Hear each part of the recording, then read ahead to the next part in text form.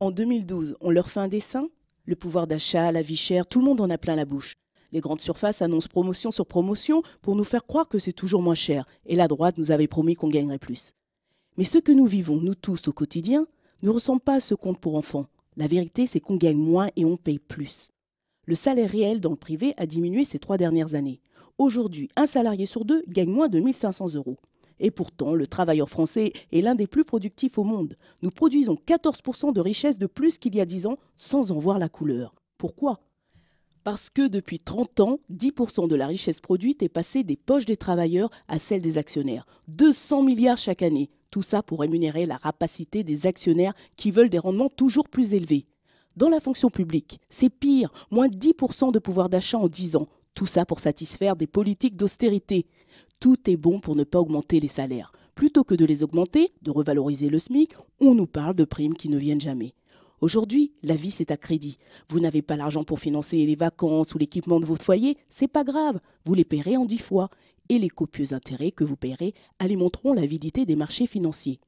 Vous le voyez, les salariés ne sont pas les seuls vaches à lait, les consommateurs également. Depuis des années, on nous dit que l'inflation est jugulée, sur le papier peut-être, mais ce n'est pas vrai pour tout le monde. Le prix évolue différemment selon les produits.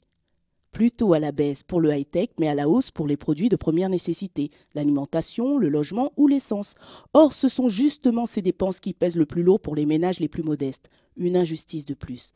La nouveauté est que l'inflation sur les biens de première nécessité n'est pas liée à une augmentation de salaire, puisqu'au contraire, il recule. D'où vient-elle alors? Il y a d'abord la spéculation, qui s'attaque aux produits alimentaires, aux matières premières, à l'immobilier et même à l'énergie. Le prix du gaz, par exemple, a augmenté de 60% depuis 2004.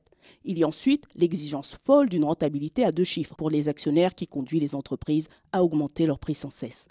Enfin, l'État ne se comporte pas mieux. La TVA, qui est sa première ressource, est tout particulièrement inégalitaire. Tout le monde la paie pour chaque produit, quel que soit son niveau de revenu. Résultat, elle pèse 2 fois plus lourd pour les plus modestes. C'est donc la double peine, des salaires qui stagnent, des prix qui s'envolent. Des solutions existent pourtant. Nous proposons, pour les salariés, de fixer un écart maximum de 1 à 20 entre le salaire le plus haut et le plus bas dans une même entreprise avec un salaire maximum. Le SMIC sera porté à 1 600 euros net et l'ensemble des bas salaires seront réévalués. La retraite à 60 ans, à taux plein, sera rétablie. Pour les consommateurs, le prix des produits de première nécessité, de l'essence, de l'énergie seront bloqués. La politique du logement mise en œuvre permettra de plafonner le montant des loyers et des charges à 20% des revenus du locataire. Enfin, pour plus de justice, nous proposerons une grande réforme de la fiscalité pour taxer les plus hauts revenus.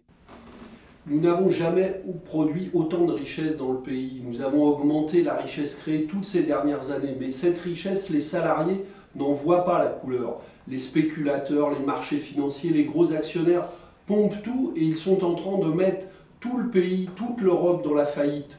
Il faut sortir d'urgence de cette situation et investir au contraire dans le social, taxer la spéculation et faire l'humain d'abord. C'est comme ça que nous avons intitulé le programme du Front de gauche. Et l'ambition du Front de gauche, l'ambition du Parti communiste, c'est de porter ce projet l'humain d'abord jusqu'au gouvernement. Le Front de gauche est un espace qui est ouvert à toutes celles et tous ceux qui veulent une alternative à Nicolas Sarkozy, qui soit une alternative de gauche, qui n'ait pas honte de ses valeurs, qui ose la solidarité et l'égalité contre l'égoïsme des marchés. Si nous nous rassemblons avec le Front de gauche, nous pouvons créer cette alternative tous ensemble. En 2012, on va leur faire un dessin.